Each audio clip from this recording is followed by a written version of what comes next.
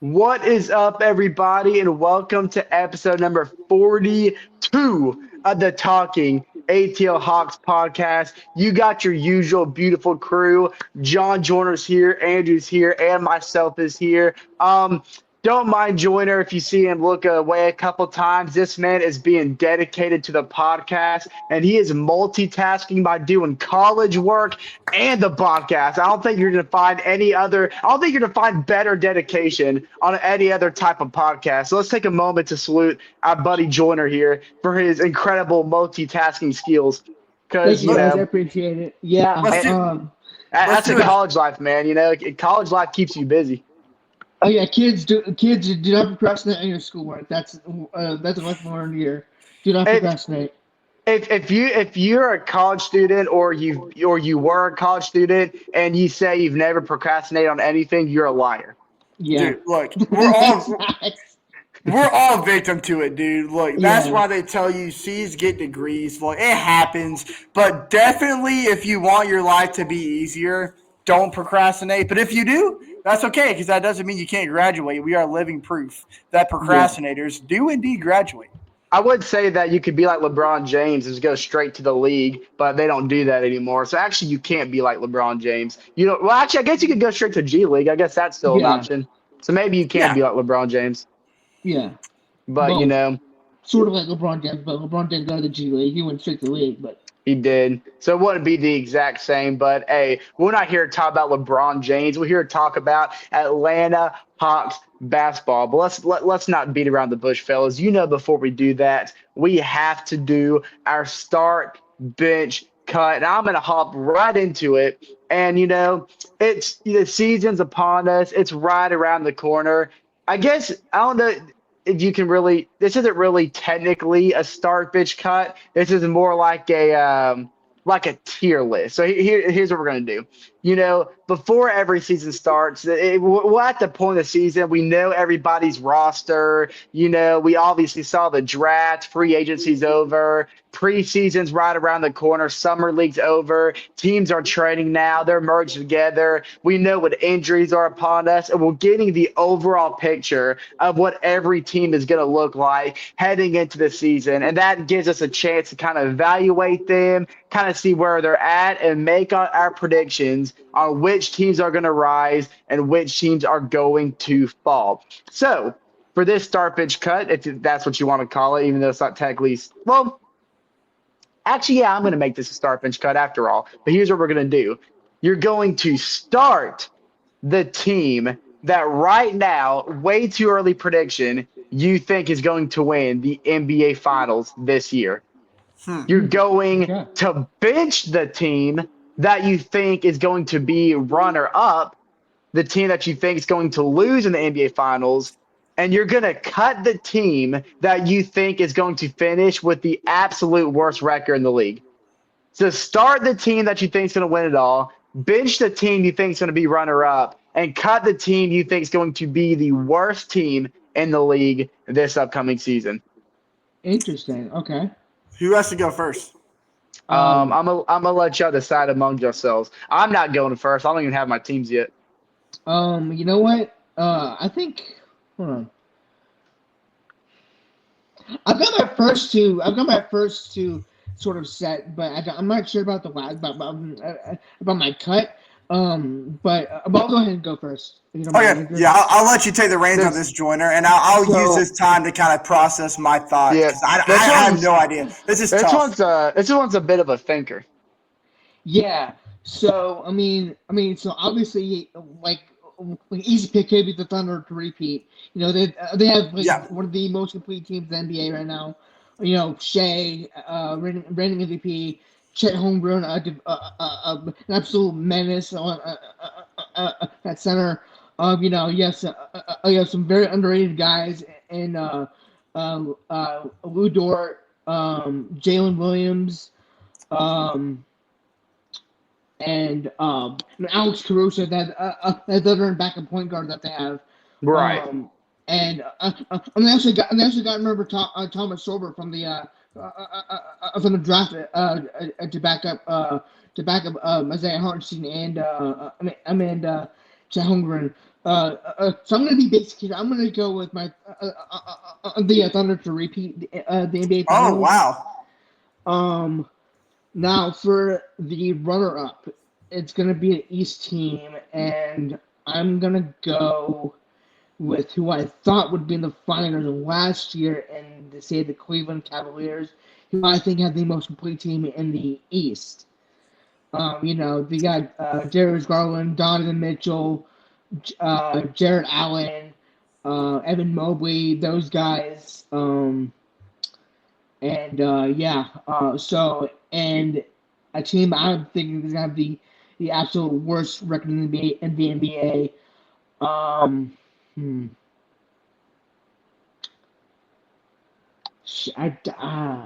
don't want to. You know what? I'm gonna go with the team that took a player that didn't want to be there. I'm gonna go with the Utah Jazz.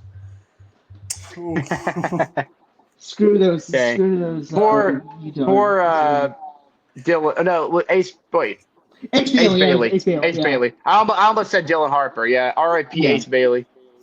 The Super Soakers will not indeed be soaking, according to John Joyner himself. Yeah. Now I don't know if this is cheating, Chase, but I do have right here, Bleacher Reports, their season predictions. I'm not using it because these are not. I never said it was against the rules, but I'm a little perplexed that you're already looking towards resources. Well, you're also not letting me explain why I have it pulled up because it's not as fishy as you think. I have it pulled up because alongside Bleacher Report's predictions, they have each team's rosters and each team's injury list. So I'm really just using that as my main emphasis. So I'm looking at it right here. Joyner, did you had the Thunder repeating? Is that who you had win the finals? Yes, okay. I had the Thunder. Now, off the top of my head, I don't want to agree with Joyner here, but if I'm looking at the big picture, right? And a lot of teams have shifted their rosters. The West heading into the season is most definitely going to be the prominent conference because the East, aside from your top 3 seeds in the playoffs, I mean, it's all just a bend around the corner type teams. But the Western Conference is full of studs and full of complete rosters. I think a champion is definitely going to come out of the West, and I really so badly in my soul want to say the Minnesota Timberwolves. I really, really do. But I just don't see the Timberwolves getting over the hump. And that hump to me is the Oklahoma City Thunder. I do believe I am going to agree with Joyner here. I do think the Oklahoma City Thunder are going to repeat as champions. And there's something to me that stands out about Oklahoma City when you compare them to recent champions before. Because you take a look through the course of NBA history, like let's just say the last 10 years. One of the biggest issues, and I heard it was Skip Bayless. No, it wasn't Skip Bayless. Man, I can't remember who was talking about it. It might have been Colin Howard, actually. I honestly cannot remember, but I'll figure it out on my own time. But I saw it on Instagram, and he was talking about it, and he was making his case as to why the Oklahoma City Thunder were going to win the NBA Finals. And it mainly has to do, because the previous champions before the Finals, every single one of those teams have had to deal with salary cap constraints or like aging rosters, for example. But you're taking a Thunder team who had the youngest combined team in the NBA and just completely paved a road to dominance because the Thunder's entire core is not only under contract for the remaining 3 years and beyond, so they've got a sustained roster when it comes to salary caps, but they also have a lot of room to improve in terms of where they are as players right now. You take a look at Shai Gilgeous-Alexander coming off his MVP season. The dude is not even 25 years old yet. He's got tons of room for improvement, and that's something that should be very scary for other teams in the Western Conference. I mean, because he's just now entering the peak of his career, and he's already established himself as one of the top guards of the NBA. And you've got the continued development of players like Chet Holmgren. Jalen Williams just had a breakout season, and they're still on their rookie contracts. Like, you got to think about that. Jalen Williams is probably the real reason why the Thunder made the finals, and he's not even off his rookie contract yet. I mean, it's Holmgren's defensive performance last season was something beyond what he's shown in the season beforehand. He's gotten more vertical on offense. We saw that with all the alley-oop lobs that was connected to him throughout the playoffs.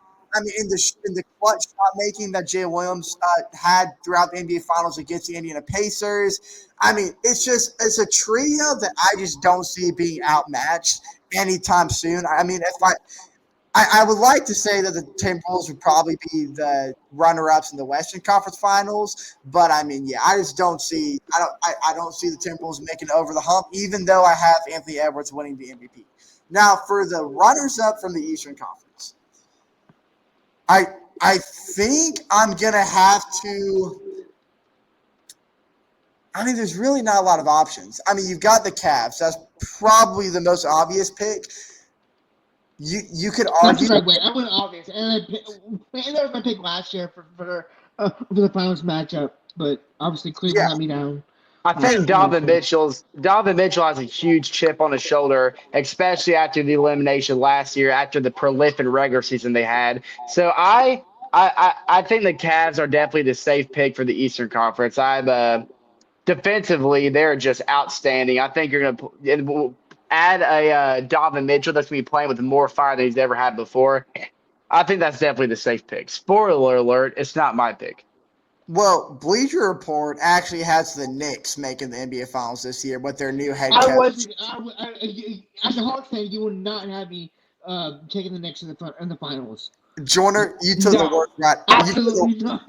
No, you took the words right out of my mouth. Because even though Bleacher Report makes a really good case here, I'm not going to do that because it's sacrilegious. I would feel disgusting. I had to take like 3 showers and gargle like a whole bottle of mouthwash and probably drink alcohol to forget that I even said this. But that is why I'm going to agree with you, Joyner, yet again. And I'm going to say the Cleveland Cavaliers are going to come out of the Eastern Conference. And the Eastern Conference, they have a lot of good teams, but they don't have a lot of great teams. The Cavaliers, they've got star power with Donovan Mitchell, and they've got just a deep. Ross, Jordan, I think you said it best. I think though the Thunder has all the young talent in the world, I think when you're talking about complete rosters from top to bottom, I'm going to have to give the nod to the Cleveland Cavaliers. Donovan Mitchell, he's proven the last couple of years that he is a proven playoff performer. He could take over the game at any moment. I mean, the guy scored 70 points in a basketball game. And then they got he's paired with that front court duo of Evan Mobley and then Jared Allen, who they no longer have, right? Or am I making that up? They don't have Jared Allen anymore, right? Who? Yes. No, they do. They do have him. Their starting five is Jared Allen, Evan Mobley, DeAndre Hunter, Darius Garland, and Donovan Mitchell. That's the starting five. Okay, for some reason I had it made up in my head that they didn't have Jared Allen anymore. Okay, well, anyway, that just proves my point even more. Front court deal with Evan Mobley and then Jared Allen, who's that defensive anchor in the paint. There's not a lot of teams in the Eastern Conference that can match up against that. And Mobley, he's expected to continue that offensive development because last year's version of Evan Mobley is by far the best version we've gotten from him. So there's no telling how much further he can go up that hill. And, I mean, it's just – I just don't see – I mean, I want to say the Hawks, but if I'm being non-biased, it's kind of hard to pick against the Cavs right now. Now, with the worst overall record, I am going to disagree with you, Jordan, here. I am actually going to go with the Hawks Southeastern Division foe, the Washington Wizards. And, I mean, it's plain and simple. The Wizards, they pretty much stripped down their entire roster over this offseason, and they completely shifted their focus onto just a rebuild overhaul. They traded away all the veteran talent that they had in Jordan Poole for draft picks and young unproven players, so they did the right thing. But, I mean, it's clear the goal this season is not to win a lot of games because they're just not going to. It's simply just to develop the young pieces that they have and to position themselves for a high lottery pick. That's really the only goal the Wizards have this season, which is why I'm going with the Wizards. All right, fellas. Why is it dark? Why? I'm gonna tell y'all a little ghost story. Oh, Oh, no. Hold on. Oh, no. I want to feel ghost. Did y'all see that, guys? You know what they say. You know what my they light's say. already off, so You know what they say about lightning, right? what? That only strikes twice. Did y'all see that? It's lightning. Is that a storm? Is that a storm I see? Well, Did y'all hear that? Did y'all hear yeah, that? yeah, It was. that was thunder, right? Oh, y'all can't see that, can you? No. Is that invisible ink? It's supposed to be invisible ink. Well, if you hold the paper, if you hold the light back from the piece of paper, we probably can see it. You have it too close. There we go. No, do what you just said. The OKC I can't see it because your Chase Jefferson tag is covering it up. You gotta raise the paper up higher. This isn't really a scary story either, by the way. Yeah, well, I think we all picked the thunder. OKC. Is that It's who you the have winning okay. the finals? It's the OKC Thunder. Okay. Now listen.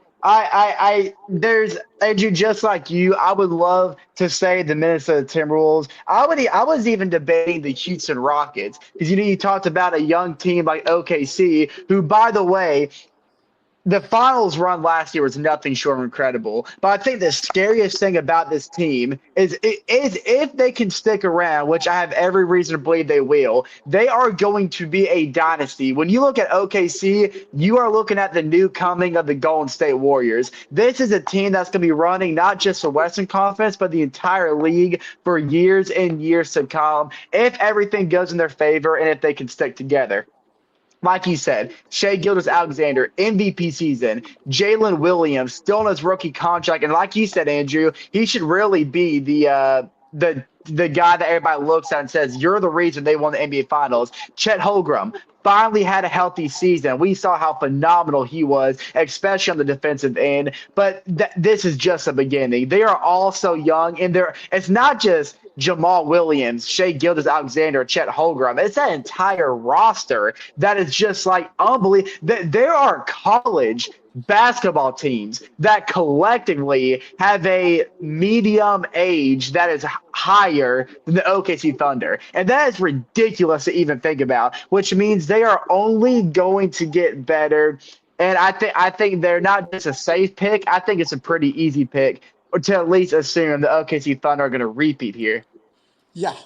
Now, this is where y'all aren't going to like me because who I have as the runner up and winning Don't the say it. Eastern Conference, Don't say it. it takes a lot. It takes a lot on me to say it, but it's going to be the nasty Knickerbockers of New No. York. Oh my god! No.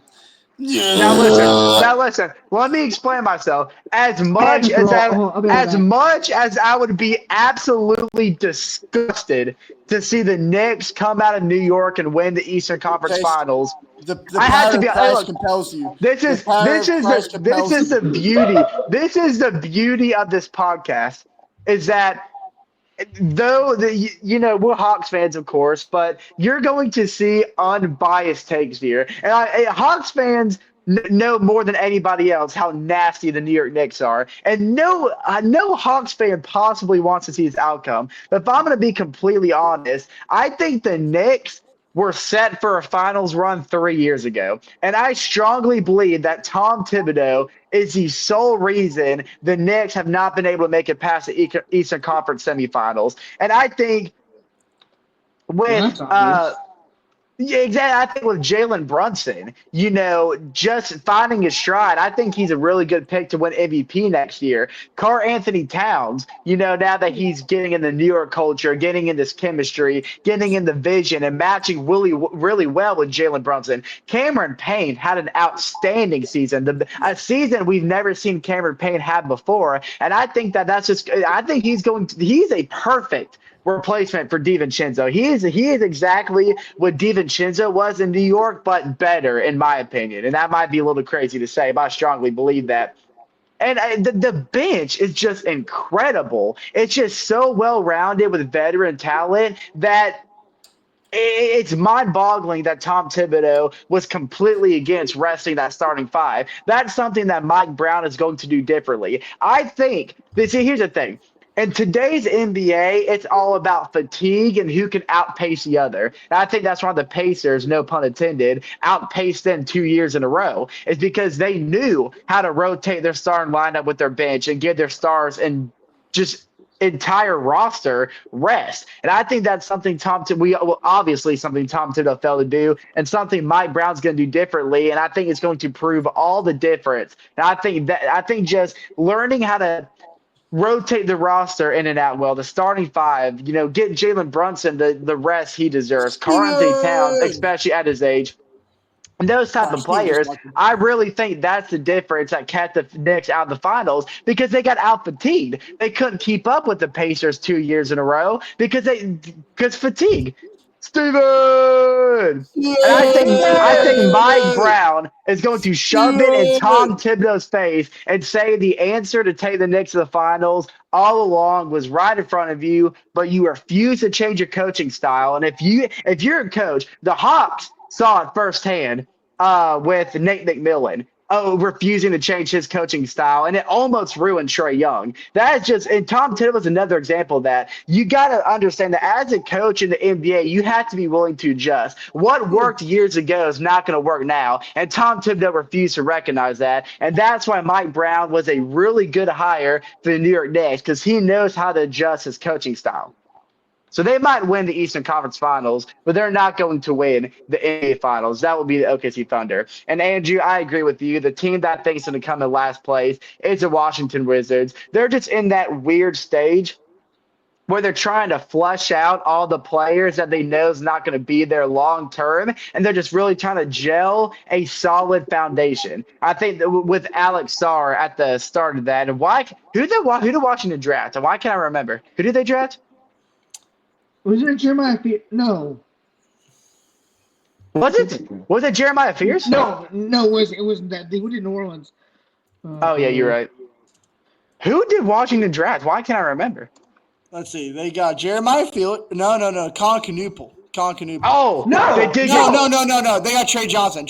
I'm about to say Colin Knueppel. They got Trey Johnson, the Texas guard. Well, okay, so Alex Sarr and Trey Johnson. That's two really. They have Florida State boy Jameer Watkins as well, who went. They who do. Went pretty. He was quite a baller in that summer league for guys who didn't keep their eyes on him. My point was with Alex Sarr and Trey Johnson, those are two really good defensive players, and you can see that's kind of the direction Washington's trying to go. So they're into that awkward stage where they're trying to gel a solid foundation.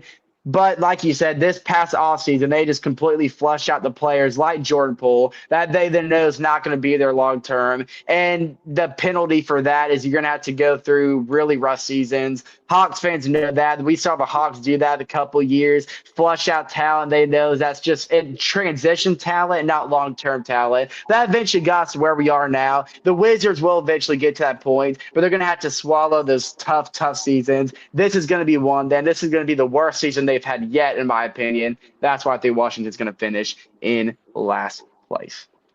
What can we do to make you turn the lights back on? Nothing. I'm gonna go turn it on now. So, real quick. So, the reason why I said that Utah was going to finish in last place because they traded away John Collins to the Clippers, and remember they sent Colin Sexton, their point guard, to Charlotte. So, I think that could very well be the case. The Jazz very well may finish with the worst record in the Western Conference. They'll be in the running for sure to have the worst record in the NBA. But my thing about Utah is they are such a tall team, and I think they're one of the best rim protecting teams in the league. I'm just kind of interested to see how. I want to know where Ace Bailey fits in all this. I kind of feel the same way. It's kind because I don't know. It's kind of I don't know. Because I kind of feel Ace Bailey was, I mean, obviously he has shooting talent, but at Rutgers, he was so good at attacking the rim. But this. the Jazz, at least what we've seen from them the past 2 seasons, is they let their big men attack the rim, and everybody just kind of shoots from the outside. And to me, that kind of takes away from Ace Bailey's game a little bit. So I don't know if they're just going to change strategy now, or if they're going to try to transition Ace Bailey into more of an outside shooter rather than just an inside guy. I don't know. It's gonna be a Utah is going to be. I'm excited to see Utah next year. Solely because I'm just very interested to see what Ace Bailey's role is going to be in all this. Which is another reason I was really shocked they even got Ace Bailey. I think a lot of people were too. Not only because Ace Bailey just absolutely doesn't want to go to Utah. Hey, I'm sorry, AJ. Am I talking too much? Yeah. Yes. I'm letting you finish. I'm letting you finish. No, that's it. You have the floor. You have the floor. You get all your talking points away. Oh, that's it. I'm done. Okay, good. I was gonna say I feel the same way about the Portland Trailblazers. Honestly, I feel like that they have one of the taller lineups in the NBA. They're a really good rebounding team, especially on the defensive end, and they create a lot of second chance points. I kind of have a feeling the Jazz and Trailblazers are going to have very similar seasons. Obviously, the Trailblazers aren't going to get that luxury of having Damian Lillard, at least for the first few months of the season, because he went down with a tragic injury. But his return to Portland is going to be phenomenal to see. The West is also just extremely loaded. I mean, you could have a team like, let's say Ace Bailey fits the way you think he should fit Chase, and the Utah Jazz just make a lot of quiet noise. Even if they have a somewhat competitive team, it's going to take a lot to make just the 10th seed of the play-in tournament in the Western Conference. Because from top to bottom, I mean, shoot, even the 10th seed alone for the Western Conference is going to be close to a 500 team, because that's just how stacked the Western Conference is from top to bottom. I mean, you got a team like the Clippers. You look at their roster. I mean, you fit them in the Eastern Conference. The Clippers might have the third best record in the Eastern Conference. But over on the West, they may finish as the 6th or 7th seed. They may be looking at a play-in roster filled with all that veteran talent. It's going to all depend on if they can stay healthy. If they can stay healthy, the Clippers are going to be one of the funnest teams to watch in the NBA. So yeah, the Western Conference. That's why I took the Washington Wizards, because I think just they don't have any competitive nature in that roster. It's just unproven young talent and a lot of draft picks that are yet to come. The Wizards win this season by winning the lottery. That's how they win this season. I don't think they care if they even scratch 15 wins. They might have the worst record in NBA history. That's how bad. That's how ugly things might get in Washington. But that's okay. That's okay. It's definitely okay to me, but I mean, I'm just speaking of any Washington fan out there. It's what you need for your franchise. I mean, it's the direction you're going to have to lean on. You didn't want it this way, but that's just the cards you've been dealt. And you had a good offseason. They made all their organization made all the necessary moves to push Washington in an encouraging direction. I'm not going to go as far to say they had the worst record in NBA history. I think that's a little absurd. I think Alex Sarr is a player that I think developed a lot faster than a lot of people thought, especially the way he started last year.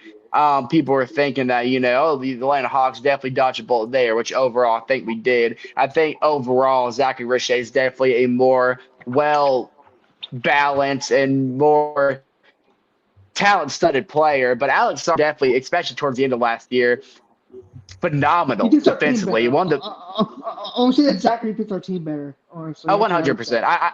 I 100%. I think overall the Hawks are in the better position, but Alex Sarr, I think definitely gave Wizards fans a lot to be excited about last year. And I think Trey Johnson is a perfect partner for Alex Sarr. Now you have a guard and a forward that we already saw the development of Alex Sark, especially defensively at the end of last year. We already know how great Trey Johnson is defensively in his stint in Texas. So I think I like the direction the Wizards are headed. There's a lot of talent. They're very defensive heavy in terms of their young talent.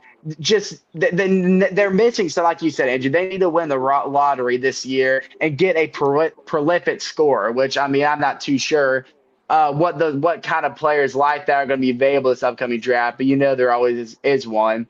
So, like you said, I think their goal is to win the lottery fall in kind of that reign, but I'm not going to say they're going to finish the worst record in the league. I mean, that means they'll be competing with the 2016 76ers. If you put their roster side by side, it's not even close to the little talent the Sixers had. I think that's way absurd. Do you think they're going to get less than 6 wins? I not what I mean. They're going to be. I think. You can't forget the 2016 Sixers had 6 wins. You think the Wizards are going to get less than 6?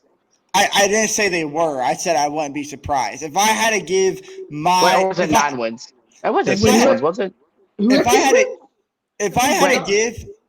if I had to give my honest projection, I think the Wizards finish with like 12 to 13 wins. I think giving the Wizards 15 wins this upcoming 10 season wins. is I'm pushing sorry. it. 10 wins. I think the Wizards ceiling this upcoming season in terms of win total is 15.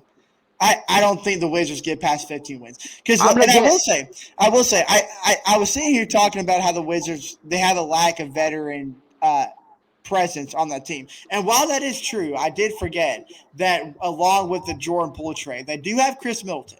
Now, Chris Middleton is not going to be the effective Chris Middleton we've seen in years past because he's old and he's injured, but it is a good veteran guy to have around such a young locker room who is still trying to find themselves as a player and set the tone of who they will be for the rest of their career. I mean, you don't really know what's going to come out of this locker room. You don't really know how they're going to play on the court. But their starting five is going to be a bunch of guys who have never led a team before, aside from Chris Middleton. That's about as veteran as you're going to get. And the rest are just unproven. They're unproven, and they're just going to go out there, and it's going to be like a showcase all season long for the Washington Wizards players. So when I compare that with the 76ers, who had, what'd you say, 12 wins? 10 wins. 10 wins. The 10-win Sixers. It's the exact same thing, except they didn't have a Chris Middleton. So given that, I do think the Wizards will have more than 10 wins. I say give them 13 or 14 wins on the year, maybe 15. But they're definitely not getting to 20. Well, only time will tell, my friend. But I guess kind of transitioning. I Star Pitch Cut. We kind of like we said we said these past couple of episodes. This is still that point in the season where there's not a whole lot to talk about. But I do want to. I got some talking points relating to the Hawks. If you want me to go ahead and bring that up. It's okay. I was about to bring something up. Well, I was just saying. Go ahead, Adrian. Go ahead. What's your talking points? I was just saying if you want to keep it Hawks themed, I do have some talking points about the Hawks, but we can get into yours first. I was just throwing that. No, go ahead. What you got first? What you got? But I mean, it's not like anything groundbreaking. It's just basically just some roster finalizations. Yeah, so basically you were talking about at the start of the episode, Chase, that this is the point of the year where we know how each NBA roster is going to shape out. We can go and start officially putting the puzzle pieces together of what the standings might shape out to be. We have the full injury list of which teams or which players are expected to return on which dates. For the Hawks, in terms of roster finalization, we just officially capped off our 15-man roster by signing center Nefle Dante and forward Caleb Houston. Now, this marks the official conclusion of our roster, our offseason construction. And there's not a lot of information about these guys. I mean, these are guys that are barely going to see the court. They're literally just guys to fill in the remaining 15. But if you do want to know about Nefle Dante, he's signed for a 2-year deal worth $4.5 million. And the Houston Rockets, who had Dante as a 2-way restricted free agent, opted not to match his offer, which means we now have full rights to him. Now, the reports indicate that only $85,000 of the first year is guaranteed. So, really, for a guy like Nefle Dante, if he doesn't make it the full 2 years, he won't get his full $4.5 million. So it's a really crucial point because this is the Hawks making a very low risk move. But for a guy like Nefle Dante, because he has $4.5 million on the line, he's going to have to prove himself good enough to be on the roster next year. So it's going to be kind of fun late in games if we're getting blown out or if we're up by 40 points or something like that. You can see Nefle Dante touch the court, and he might give you the best 5-minute showcase you've ever seen because he's trying to bag $4.5 million. So look out for Nefle Dante to make some quiet noise. If you're thinking about leaving the State Farm Arena during a blowout, don't, because you don't know what Nefle Dante might give to you. You might see the man dunk from the free throw line for all we know. I have no idea. Now I do want to say some interesting thing about Nefle Dante is he's primarily a third string center. He's never had complete minutes over 10 minutes in a game because he's been a third string center all of his career. I will say though, in his long tenured G League career, because he's been in the G League all 3 years since he's been in the NBA, throughout the entirety of his 3 years, he has been a 75% shooter, and he's known to be a solid rebounder and a solid shot blocker. So I'm just saying, for a guy as proficient from the paint as 75%, this move kind of excites me a little bit. I'm not going to lie, because you don't really know what shot of the dart the Hawks might have taken on a contract that might only cost us $85,000. I mean, look, I'm not saying expect big things from Nefle Dante, but I am saying in those late game situations, we might actually see something that tickles our fancy, so to say, you know. And this guy could be one of those guys that could develop in our own G League, and then maybe in the next, we give him like a G League contract next season. He stays there for the next 3 or 4 years, and he could end up being a solid bench player that gets over 10 minutes for us in the foreseeable future. So I'm just saying. Sorry, go ahead. Well, I was going to say, you know, I'm glad you brought that up, you know, about the development in the G League, because just in recent years alone, I'd say the past 2, 3 seasons, we have seen how well the Hawks are able to develop players in our G League system. I mean, the coaching staff they have in the College Park Skyhawks is just phenomenal at what they do. I mean, the way Muhammad Gay has transitioned to a big part of the Hawks roster. Kobe Buffkin. Keaton Wallace.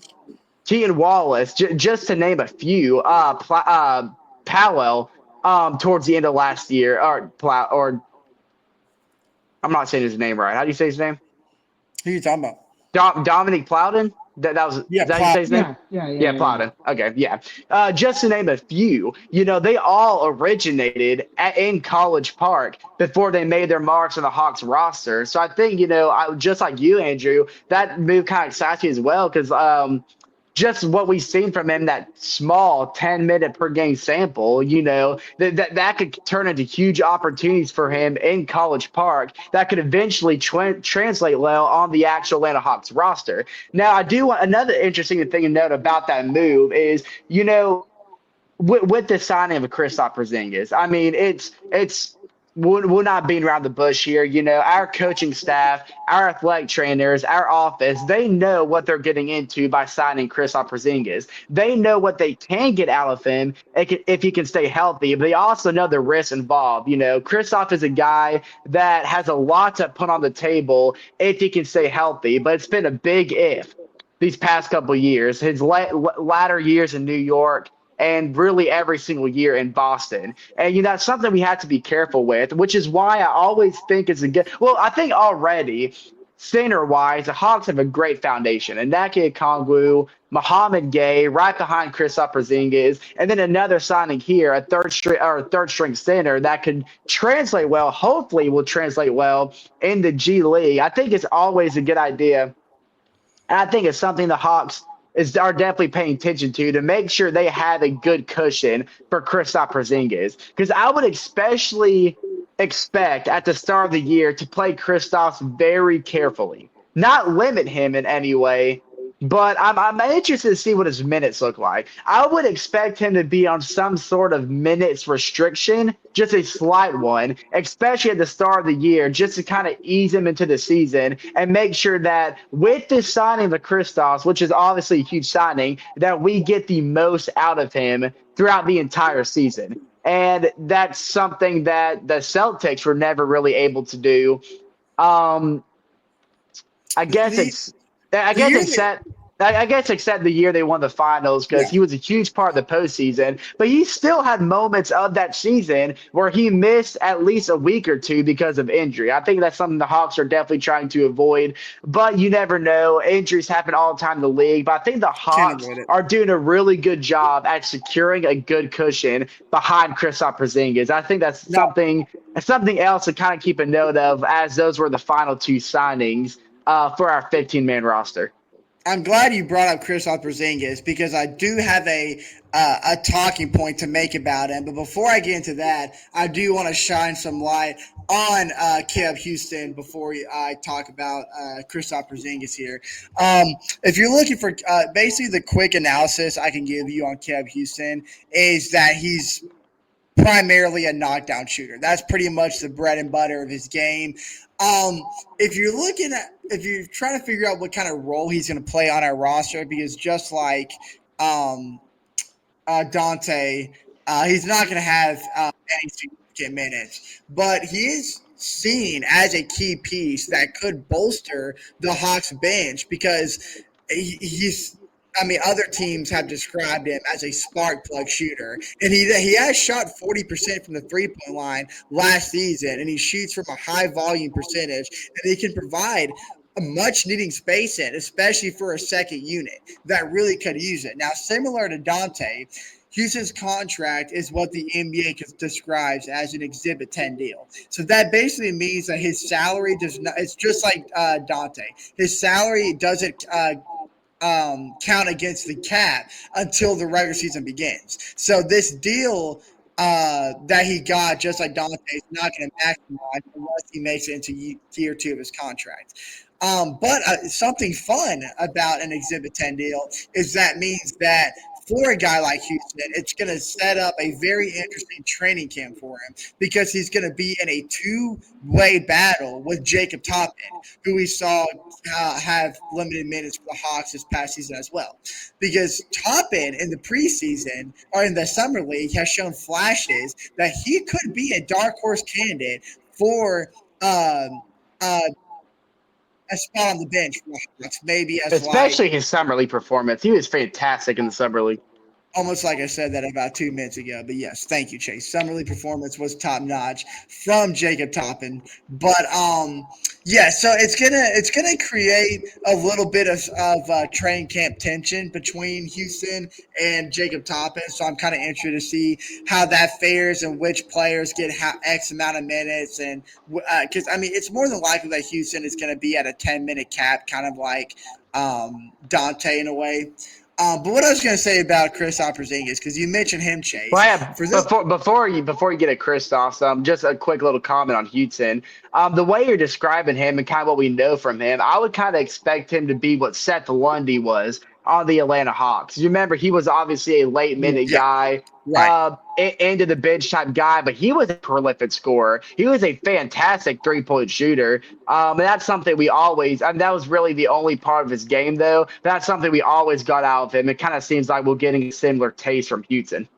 Yeah, absolutely. And I actually think Seth Lundy is probably the perfect example of what Houston could be for this upcoming roster in terms of minutes and in terms of his spark plug shooting. But you mentioned Kristaps Porzingis, and for those who forgot, uh, though it's the offseason for NBA players, for the ones that go international, like Kristaps Porzingis and Zachary Richese, there are international tournaments going on throughout the summer, and the one that's wrapping up as we speak is the EuroBasket tournament.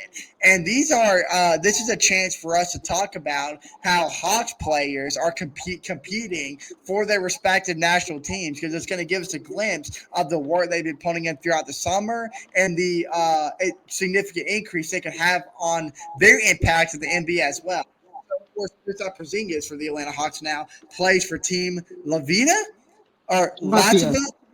Latvia. Thank you, Latvia. thank you, Joyner. Thank you, Joyner. And then Zachary Richese is playing for France, of course. So Porzingis, based on the most recent report from the EuroBasket League, has been a very good focal point for how do you say, Joyner?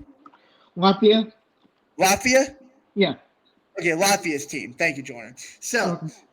um, Yeah, so this is kind of like the talking points that the Eurobasket League has kind of come up and said about Kristaps Porzingis.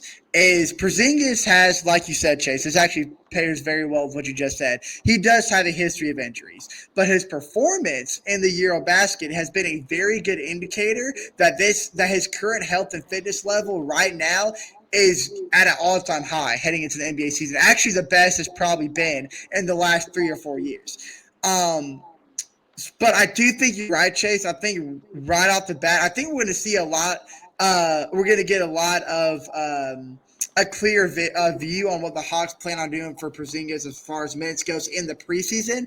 But I think for the first month, especially, we're going to see Porzingis limited from reaching his maximum minutes that he's got coming into the season because we know what he's capable of if he's given the maximum minutes that he can reach in terms of his ability to play, but you don't want to risk him, ruining his current health and fitness level because in the Eurobasket League, he's been playing close enough to his maximum minutes that he got which in is a great Boston sign.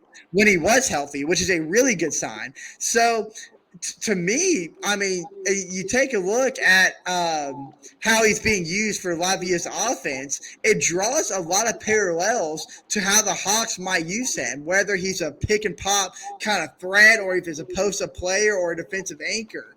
I mean, he's pointing all the signs from the Eurobasket League is pointing in the right direction for Quinn Snyder and the Atlanta Hawks. So that is, I know you were kind of making it all sound gloom and doom when you're talking about restricting his minutes, but I will say that as of right now, it's all good signs for Kristaps Porzingis heading into the preseason. But I do think you're right, Chase. I think it's the smart move to not fully maximize his minutes right off the gate because the worst scenario for the Hawks is the season starts off and you've got to figure out how you can adjust to losing Kristaps Porzingis. You want to hold him to his full potential as long as you can and make sure you reserve him and have him at his full potential for the postseason. So these are things that you've got to take into consideration.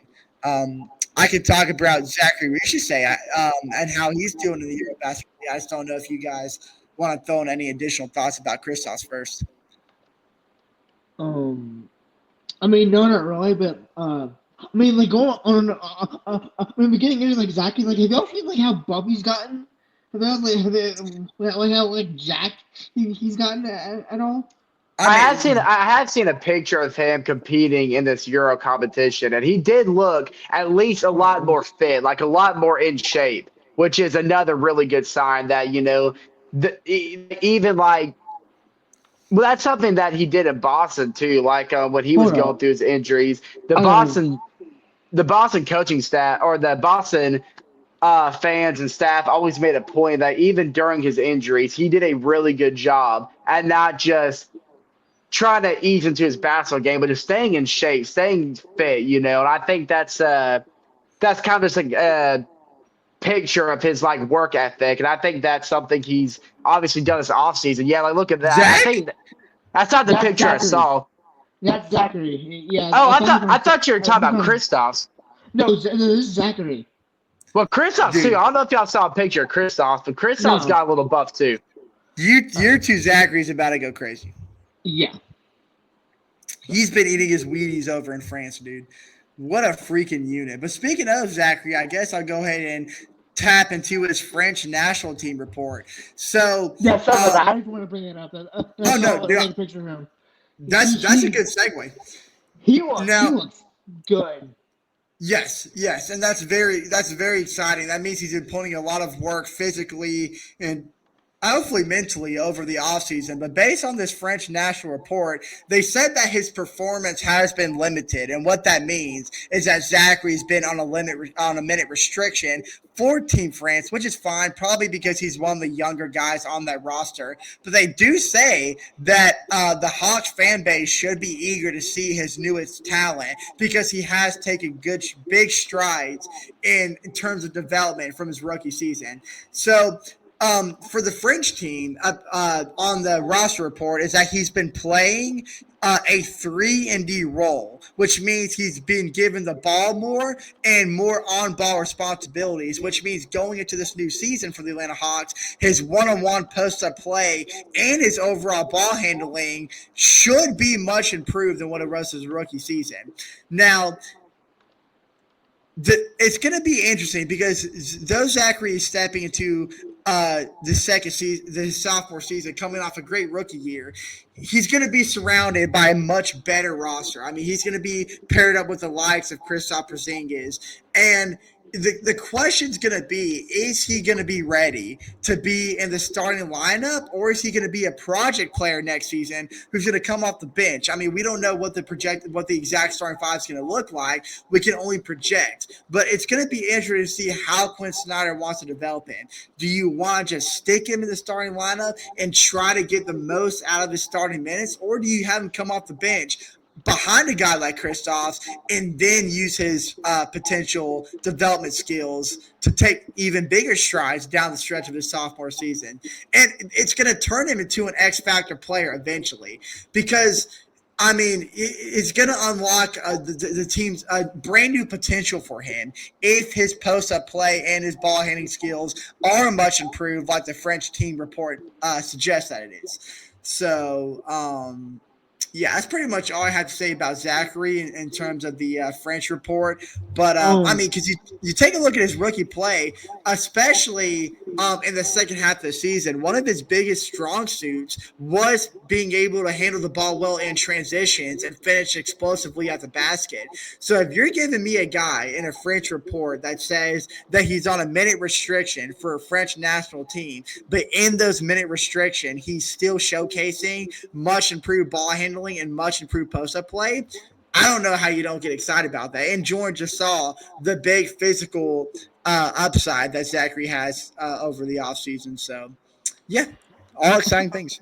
I mean, like talking about his position too. It's also smart because I mean, like if he does like play like a maximum amount of minutes and gets hurt and is cooked for the Hawks, like he's not gonna be able to play for Atlanta. Yeah, maybe he gets a massive injury while playing for EuroLeague. So that's why it's a smart thing that he's playing on a minutes restriction. But it's also like good that he's playing as well as he is in that minutes restriction. Well, and another just to go to your talk about Zachary a little more, and kind of like how he performed the end of last year and what we can expect from him heading into this year. I think that's another upside to this Kristaps signing is that Kristaps is such a good player to have around a guy like Zachary, because that's kind of like in terms of physicality and play style, Kristaps is a really close comparison to Zachary Ricochet. And I think with that veteran presence, because I think that's kind of thing that's a little off-putting. Because Zachary Ricochet heading into the league in the French league that he played in, he was by far the best player in that league. And then we obviously saw a little struggle at the start of last year, and that's what led him to make the comment that he just felt like he didn't really belong in the NBA. That in France, he was the best player in the country, but in the NBA, he was just another player. Now, obviously, he broke out of that shell, especially towards the end of last year. But I think Kristaps is a guy that spoke the same story. And his country, he was the best player in his country. And then getting drafted, he was drafted by a fan base that didn't want him there. He was Pingus. No one knew who he was. That was a big issue. Like no one knew who he was. Yeah, exactly. He was Tingus Pingus to all the New Yorkers. He was, and he got booed by New York fans when he was drafted. And his first couple of games in the NBA, he felt out of place. And then he transitioned from Dingus Pingus to the Unicorn and won all the hearts of New Yorkers, which is a hard thing to do, by the way. New Yorkers are brutal. And Zachary's going through the exact same thing. Last year, he felt out of place, and now he's winning over the hearts of Atlanta fans. So not only can Kristaps relate to him on a personal level, but on a basketball level as well. And I think that's going to be a perfect stepping stone for Zachary and his building block of progress. I think that's something that is definitely being overlooked, but something that should excite Hawks fans even more, which is just another piece of the puzzle of how brilliant this Kristaps signing really was. And The only thing it's all in place. That's the thing Hawks fans can know about this upcoming season. Everything is in place. The only thing we have to pray for is please no injuries. If we can just stay healthy and this team can mesh and gel the way we all know it can, then this is set up to be a beautiful season for Hawks basketball. Then again, we said that last year, and injuries kind of threw that out the window. And we just need to hope and pray the same bug doesn't sting us again this upcoming season. Because I mean, there's plenty of reason to be excited about Hawks basketball this year. This might be the best roster Quinn Snyder's ever had, and I'm saying that with the Donovan Mitchell and Rudy Gobert Utah Jazz days. I think overall, this is the best roster Quinn Snyder's ever had. We know how much of a mastermind Quinn Snyder is a head coach. Everything's meshing together. The only thing we can do is hope and pray for please no more injuries. We need the injury bug to be nice to us this year.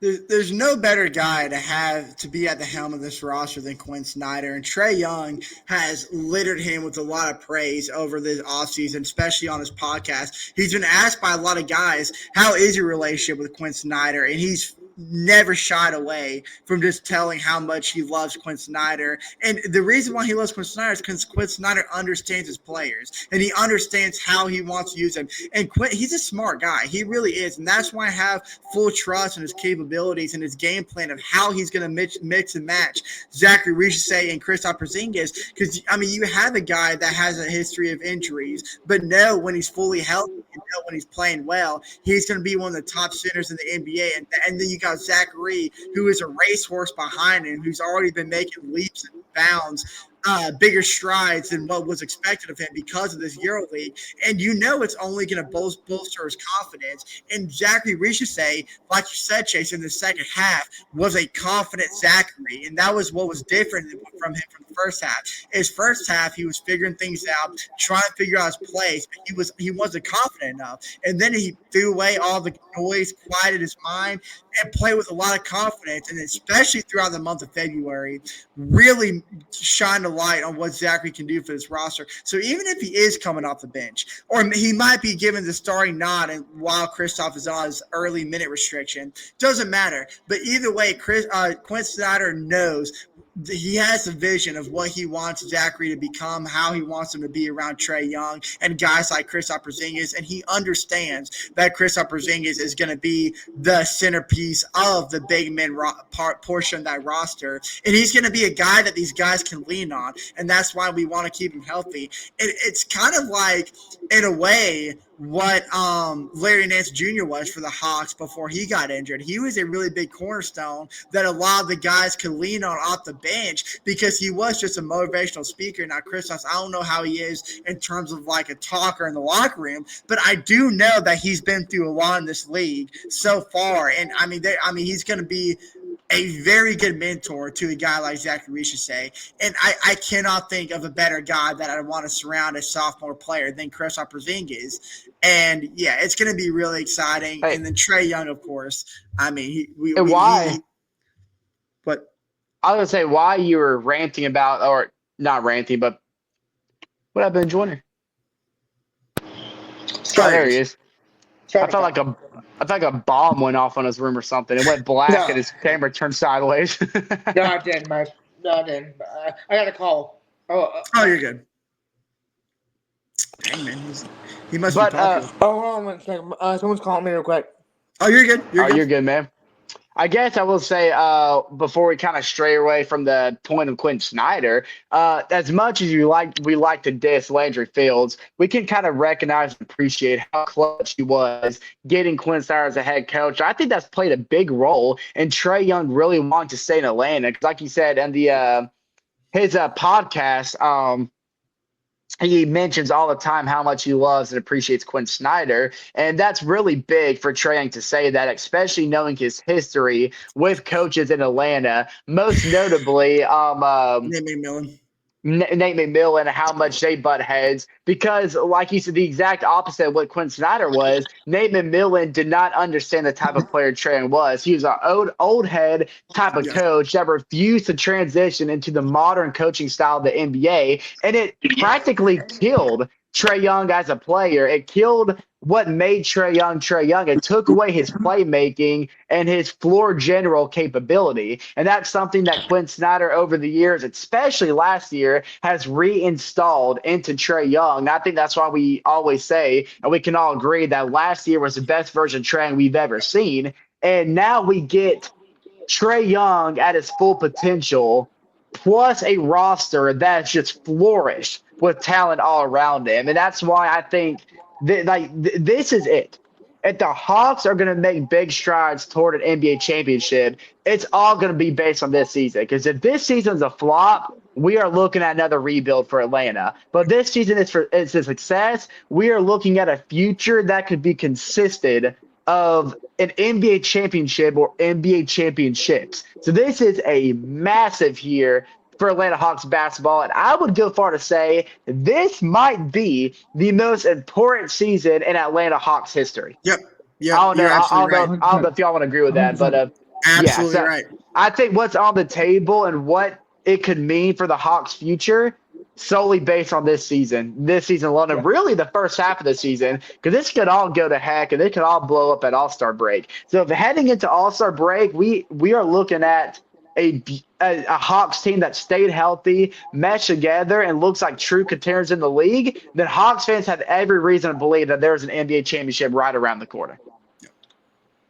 But I don't know if any of y'all have any closing remarks before we wrap up this episode. I do not. I'm sorry for not being so active, but school is kicking my butt right now. Hey, Joyner, we appreciate you being on the episode regardless of having schoolwork to do, man. The dedication is real. Yeah, I appreciate it. I couldn't let you down, even though I had stuff to do, but, Joyner, man. Joyner. It's the thought that counts, man. You still want to be with us despite – school. Like this is the life of a college student, man. This is just how it's gonna happen sometimes. There's really no way around it. But he made it work to the best of his ability, and for that, we appreciate you, Joyner. The grind never stops. Everybody needs a Joyner in their life. Joyner. Thank you. I appreciate it. All right. Well, if nobody else has any closing remarks, I guess that wraps up episode number 42 of the Talkin ATL Hawks podcast. We'll be back next week, like always. But for me, Andrew, and Joyner, we will see you in the next episode as we get closer and closer to Atlanta Hawks basketball.